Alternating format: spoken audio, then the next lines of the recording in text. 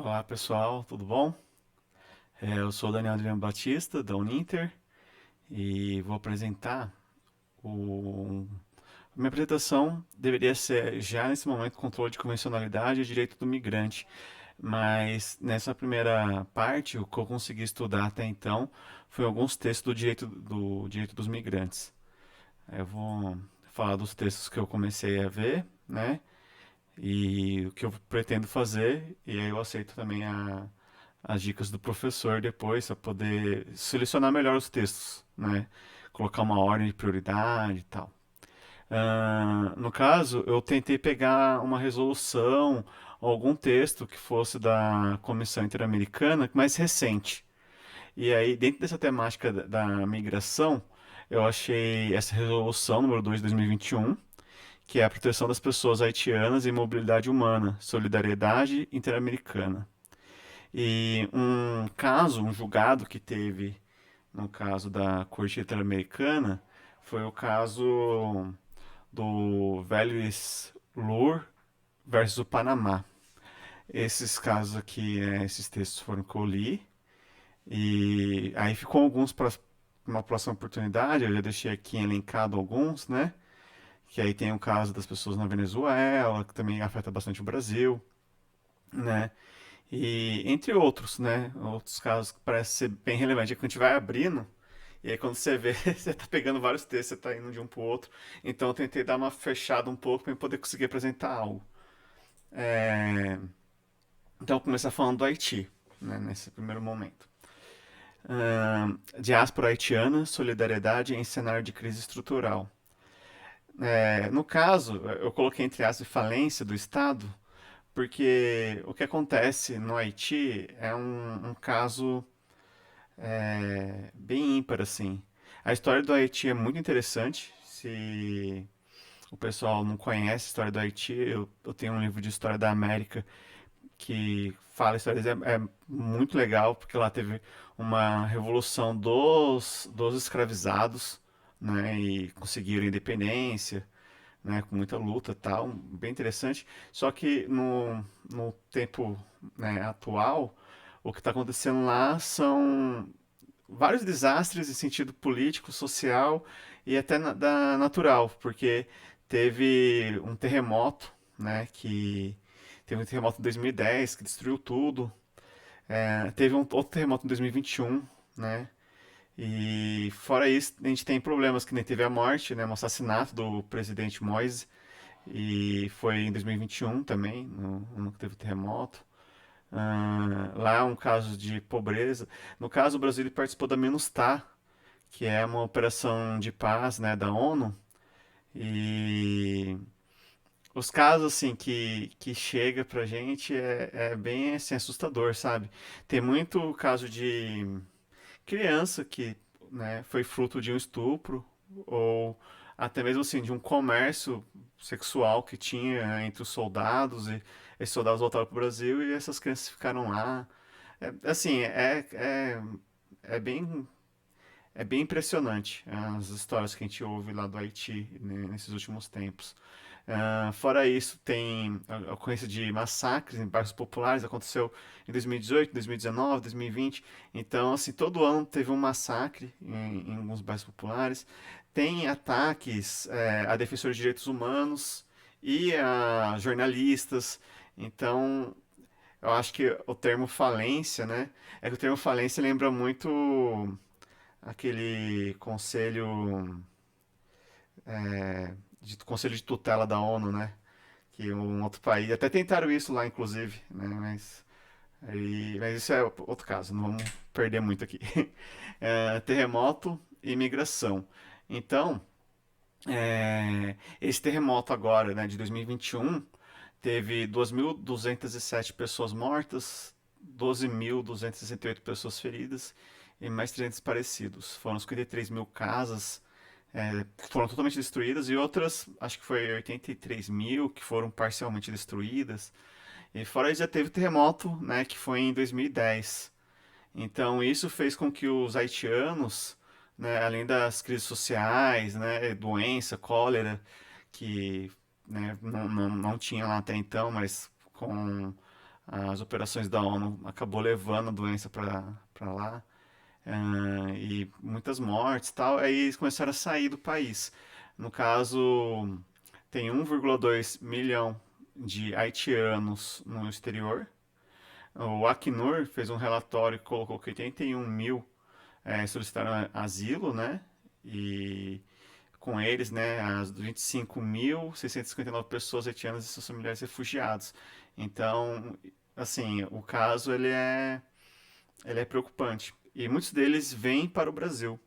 Inclusive, eu li um texto bem interessante. Tem esse texto, ele faz parte, na verdade, ele foi um texto voltado mais para o lado jornalístico, mas ele é resultado de um estudo de mestrado da FEFELESH, de uma aluna da FEFELESH, que fala de como que estão os haitianos na capital paulista, né?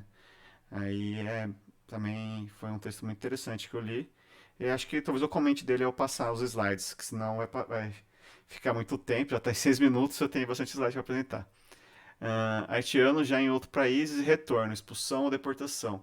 No caso, um desafio é a reunificação familiar, porque muitas vezes esses nacionais do Haiti, eles vão cada um para um país, né, ou entre um país e regiões diferentes, uma parte da família fica no Haiti, então tentar fazer essa reunificação da família. O envio de remessas, né, dos recursos, porque eles se ajudam mutuamente, né? O que eu vi nesse texto que eu comentei agora há pouco é que às vezes um deles está um parente, um filho foi para a França, o outro está no Canadá, o outro veio para o Brasil, e aí eles meio que fazem uma rede de ajuda mútua, sabe?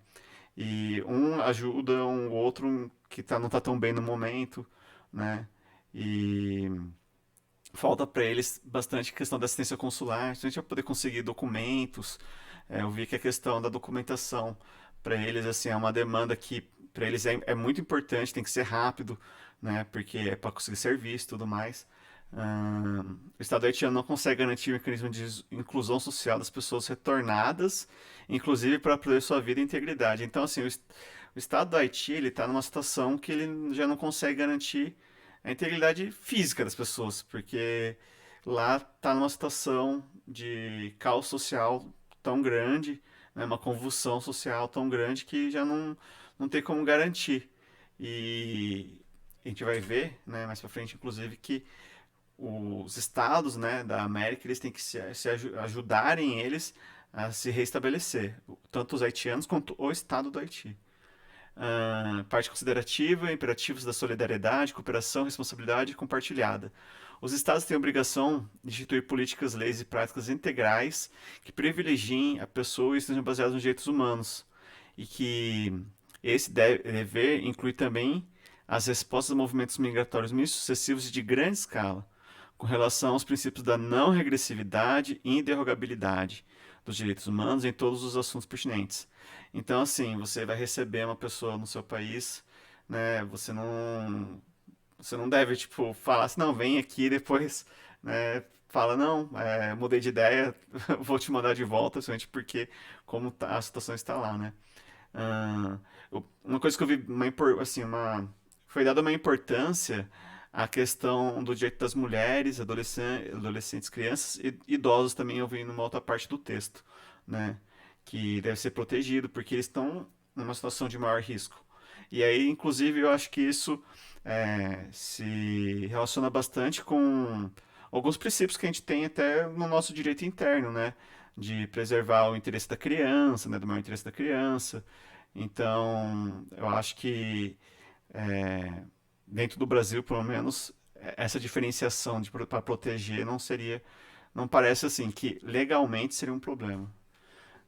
Eles enfrentam a vulnerabilidade de tráfico, exploração sexual, do trabalho e o Estado que recebe tem o dever de garantir a integridade da pessoa, a saúde, a moradia, a alimentação e o acesso à educação, alimentação e acesso à educação. E isso daí é uma coisa também que eu achei interessante, que muitos haitianos falaram que mesmo o Brasil passando por a crise que está, né, desde a época do governo Dilma, que as coisas já não estão tão bem, O fato de a gente ter um SUS, da gente ter educação pública gratuita, ainda assim é um atrativo para eles continuarem vindo para o Brasil, escolher o Brasil e não outros países. Ah, eu vi que agora que eu percebi que minha imagem aqui tá cobrindo, né, o texto. Vou deixar o menorzinho aqui, ó, ver se é assim, assim aparece mais. E colocar isso aqui mais para cá. Acho que agora acho que ficou melhor. Ahn, para passar próximo, cenário de crise estruturais e solidariedade. Os estados estão obrigados a buscar coletivamente uma solução para problemas urgentes ou graves que possam se apresentar quanto ao desenvolvimento e estabilidade econômicos de qualquer estado membro, né, no caso das Organizações dos Estados Americanos, forem seriamente afetados por situações que não podem ser resolvidas pelo esforço desse estado, que é o caso do Haiti, né? Ahn, Outras coisas importantes, né? O acesso à informação pública. Então, eles imaginem assim, uma pessoa que está vindo de outro país, né, não sabe exatamente onde vai ficar, tem toda essa situação que é bem complicada de acolhimento e tal, e não ter as informações necessárias do como proceder, de onde está a família, né, é, se torna uma coisa a mais a resolver. No caso, o Estado não deve criar obstáculos a mais, né, para a proteção dos refugiados, para acesso à defesa, e, no caso, assim, acesso à justiça, né? A pessoa tem que ter direito à defesa, então o Estado não pode criar obstáculos para isso, né? E os assentamentos provisórios e os riscos de abandono. Eu coloquei assim, não está bem nessas palavras, mas é a ideia de que muitas vezes essas pessoas são colocadas dentro de um assentamento provisório e lá ficam esquecidas, assim, sabe? E a ideia não é essa, né? É que elas venham, que elas possam se integrar à sociedade local, né? Uma sociedade multicultural, que elas não sofram dos preconceitos, que elas possam ser acolhidas. Ahn, Aí aqui a parte resolutiva, né? Eu estou separando mais ou menos de acordo com o que estava no texto, né? Que tem as partes que estavam no texto. Princípios gerais aplicáveis à crise de mobilidade humana. O princípio da igualdade, não discriminação, enfoques diferenciados de proteção. Ah, no caso, o migrante, ele, o acolhimento dele é, é um processo diferenciado. Imagina uma pessoa que fala uma outra língua, né, com outros costumes, é, chegando, às vezes sem uma rede de acolhimento, de amparo, né? Então, tratar minimamente, assim, não discriminar, sabe, essas pessoas. O que é bem difícil pelo conta do nosso passado colonial. Eu acho que isso, né, o passado colonial dos países americanos é uma ferida aberta até hoje, assim. E a gente acha que lidar com isso, no caso, o povo haitiano é um povo negro, né, de pele preta, que aí, ao chegar aqui, vai sofrer, além da discriminação, já por conta de ser migrante, ainda questão racial. Então, né, tem todas essas questões. Solidariedade e cooperação internacional. No caso, se espera que os países, né, se ajudem, né, para resolver essa questão. Eu tô com medo de não estar aparecendo aqui, vou colocar mais para cá, meu quadradinho. Ahn, Transparência e sustentabilidade nas ações do Estado, né? É o que se espera. Pessoas haitianas e seus familiares em contexto de mobilidade humana. Mecanismos de proteção, entrada, trânsito e saída do território. Muito haitiano não vê o Brasil como o destino final, né? É, no caso, eles entram às vezes no Brasil, mesmo estando assim, no sentido assim, geográfico, para estar longe dos Estados Unidos ou do Canadá, eles vêm para o Brasil, às vezes, com uma expectativa de poder ir para outro país. No caso, no Haiti se fala francês, então eu imagino que nas Américas, onde se fala francês nas Américas, né? Talvez no Quebec, ou uma parte da Louisiana dos Estados Unidos, muito pouco, mas é um empecilho a mais, só que eles usam no Brasil às vezes para poder entrar em outro território, né? Ou até mesmo aqui no Cone Sul. Ahn, Segurança humana nas fronteiras. A questão das fronteiras é aquilo, né? A gente vê isso pelo caso da Venezuela, fica mais evidente. Mas há uma tensão social. há um discurso de não acolhimento, de que, assim, pessoas de fora estão vindo roubar nossos empregos, a gente tem que proteger o Brasil da escória, né, do mundo, que nem falou o Bolsonaro já em relação aos árabes.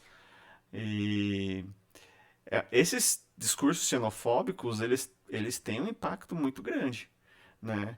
Principalmente quando vem de uma figura, né, tipo, como o presidente ou algum deputado, senador que, infelizmente, até assim, chega a ser totalmente incoerente, né? Porque o Brasil é um país que tem muito mais gente que emigrou daqui do que imigrante aqui. Então, você ficar com esse discurso é favorecer que os brasileiros em outros estados sofram também, né? De alguma forma. Então, não faz sentido. E isso deve ser combatido. Deixa eu ver aqui o tempo. 15 minutos já, vou tentar acelerar um pouquinho, tá? Deixa eu ver aqui onde eu tô, mais ou menos. Eu vou tentar passar mais rápido, tá, pessoal? Porque senão eu não vou conseguir terminar. Eu tô imaginando uns 30 minutos para apresentar, então vou tentar dar uma corrida. Princípio da igualdade, não discriminação e foco diferenciados de proteção. Para quem sai e para quem retorna, no caso do Haiti, né? Acesso à justiça, reparação em pé de igualdade com pessoas nacionais do respectivo estado. Isso, inclusive, tem a ver com o próximo tema, texto que eu li, né? Do Vélez Loor, não sei como é que pronuncia o nome dele, contra o Panamá, porque é a questão do acesso à justiça, né? A questão de gênero, idade, deficiência, origem étnico-racial, condição socioeconômica e nacionalidade, né? Para poder combater as formas de preconceito, né? Esse aqui, enfoque interseccional e transversal, eu coloquei aqui eu fiquei com dúvida do que exatamente eles estão falando com isso, sabe? Para mim não ficou claro no texto, né? Interseccional, transversal, são palavras bonitas que dá a ideia de integração, de passar por múltiplas facetas, e tal, mas não teve um rol taxativo do que seria isso, nem nada, né? Ficou assim. Então, até o professor poder falar depois alguma coisa quanto a isso. No caso, o combate à violência intrafamiliar, sexual, exploração, tráfico de pessoas. Você vai ver no caso do Haiti, é muito triste, né? Que nem eu falei, que muitas mulheres às vezes chegavam para os soldados oferecendo serviço sexual em troca de comida, né? Que a situação lá é tal que a sobrevivência tá nesse nível, assim, sabe? Então, muita gente se aproveita disso, né, para poder vendê-los, vender um ser humano, né, como escravo, basicamente é isso, né, vender um ser humano como escravo. Isso existe ainda, né? As pessoas acham que isso não existe, mas existe, né? E vamos lá. Se deseja que tenha uma, um serviço de saúde, né, que preste esclarecimentos e serviços em relação à saúde sexual e reprodutiva e o acesso à justiça. Aí que eu coloquei interesse superior da infância, né, tomar o cuidado com a separação da família, a patridia, que é quando a pessoa fica num limbo ali que nenhum estado a reconhece, né, e o direito a você ter uma nacionalidade é um direito, assim, direito humano. Então, tem que se evitar a patridia. Vamos lá.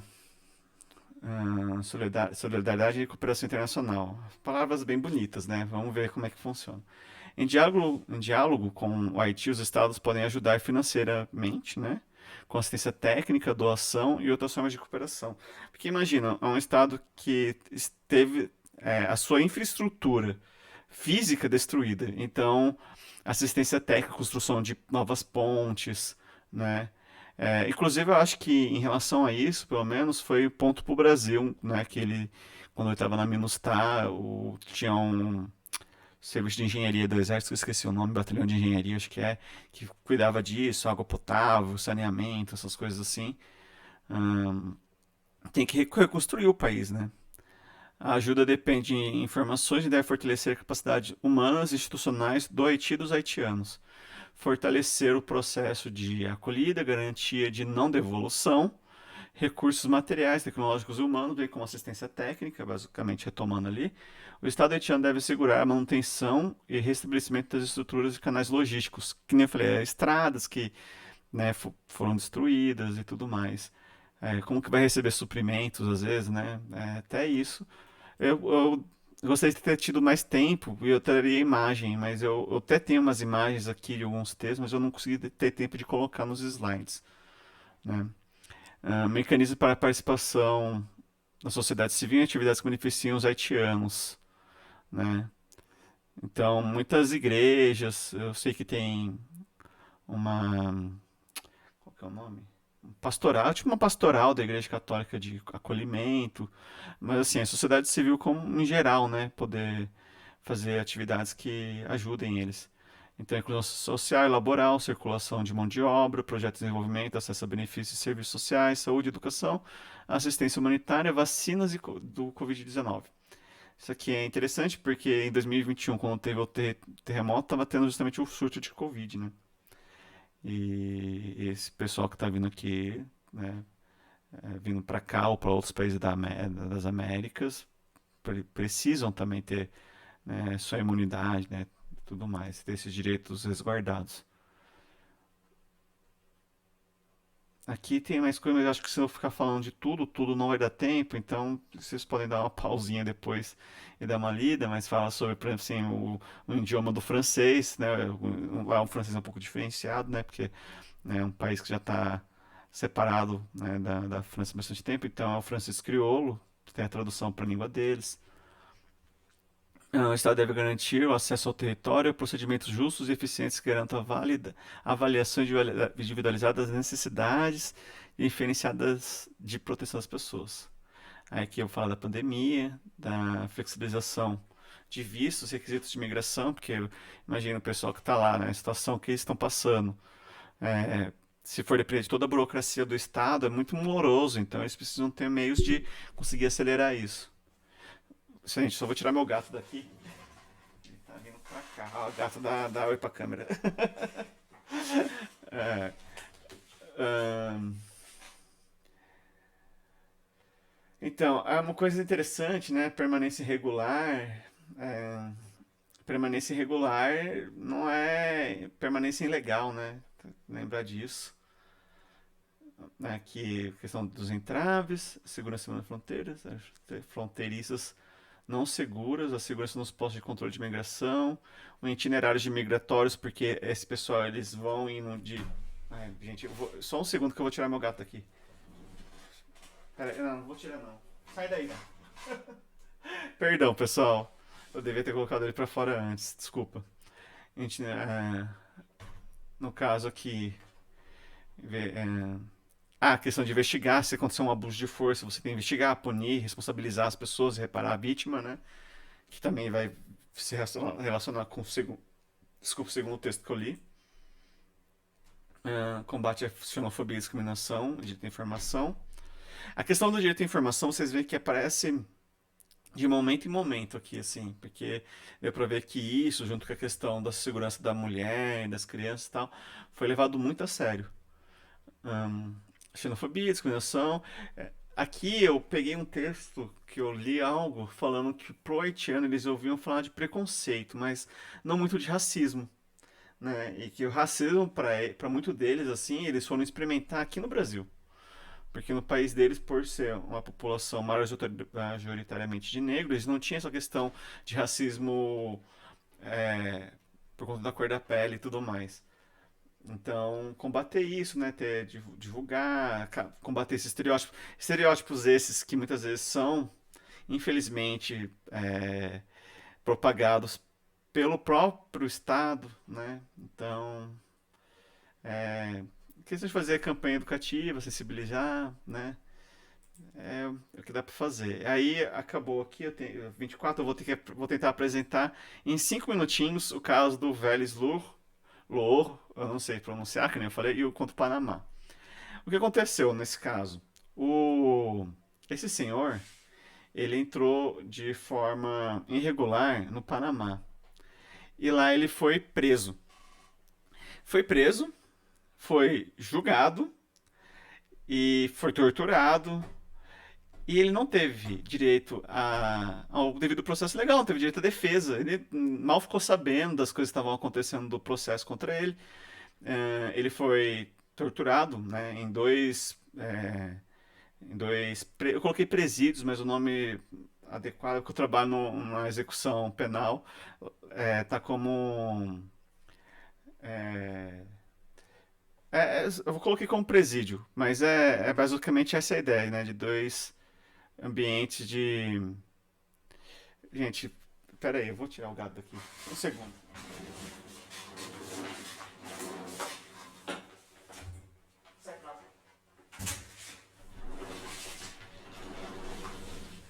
Perdão. Então, ele ficou em dois presídios diferentes e aí ele lá, os servidores, né, agentes do Estado bateram nele, né, e ele só conseguiu contato com o consulado do país de origem dele, porque entraram com um celular dentro do presídio regular, ele conseguiu fazer uma ligação, porque não deram para ele nem o direito a um amparo consular, né, assim, não é uma proteção, mas tipo assim, um acompanhamento, né?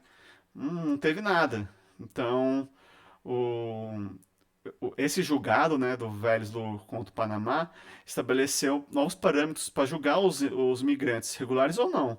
Você tem que ter formas de fazer isso, né? Ter um devido processo legal, né? E dentro dos presídios eles têm que ficar preferencialmente separado dos presos comuns.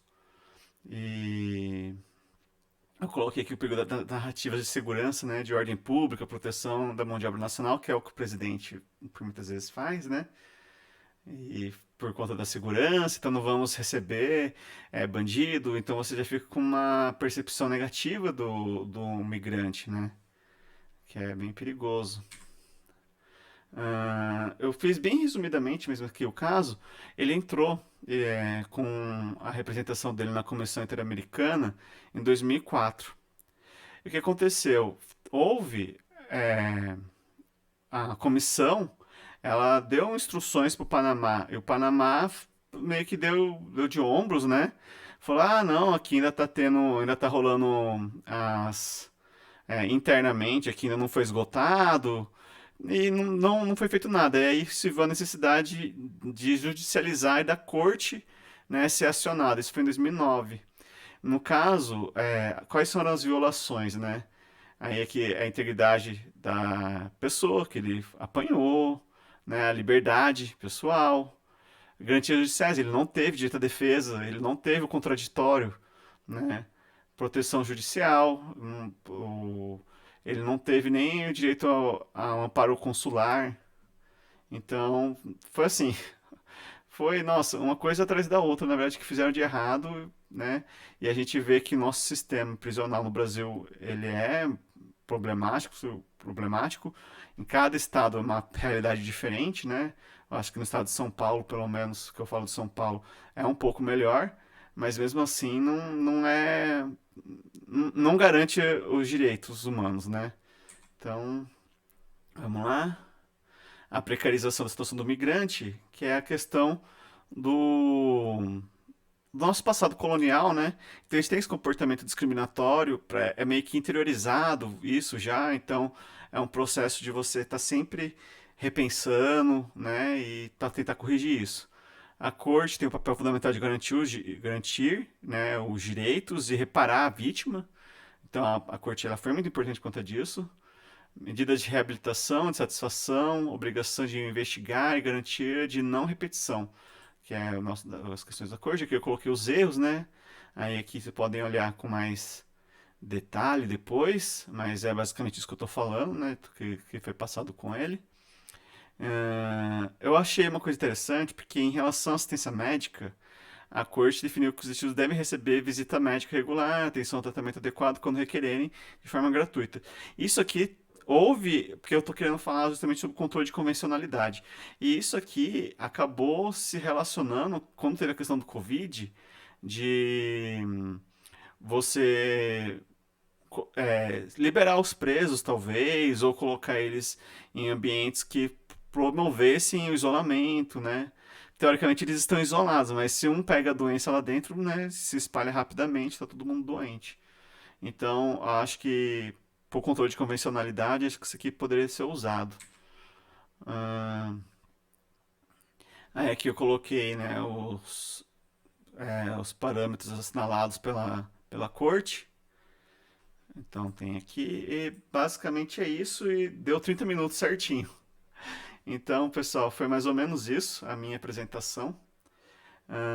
Eu ainda me sinto, assim, bem iniciando essa temática, porque há bastante julgado, há muita informação disponível. Eu vou tentar me restringir só à corte interamericana, e mesmo assim é muita coisa. Eu quero pegar casos mais específicos latinos, né, caribenhos, pegar o caso do Haiti, da Venezuela, pegar casos assim. Tem um também de Trinidade e Tobago, acho que também é interessante. E eu preciso de instrução, porque eu me senti meio perdido, sinceramente. Mas assim, eu dei o pontapé inicial. E é isso, pessoal. Espero que vocês tenham gostado da apresentação. E eu provavelmente vou mandar para o pro professor, vou mandar no grupo esse vídeo. Eu acho que ele vai ser apresentado no horário, né? Eu vou estar trabalhando, então eu vou ficar com fone de ouvido para tentar ouvir o que vocês estão falando. Mas eu não vou poder interagir muito, porque mesmo que eu fique no horário do almoço, eu passo o horário do almoço dentro do tribunal, e aí tem muita gente, eu não vou me sentir muita vontade para conversar. Mas é isso. Ah, e eu até peguei alguns julgados, alguns casos de cumprimento de pena, né, de estrangeiros que estão no cartório lá que eu trabalho, mas fica para um outro momento. Eu achei bem legal. Já tem coisas da lei de imigração que é nova, nova, né? Então fica para um próximo momento. É isso.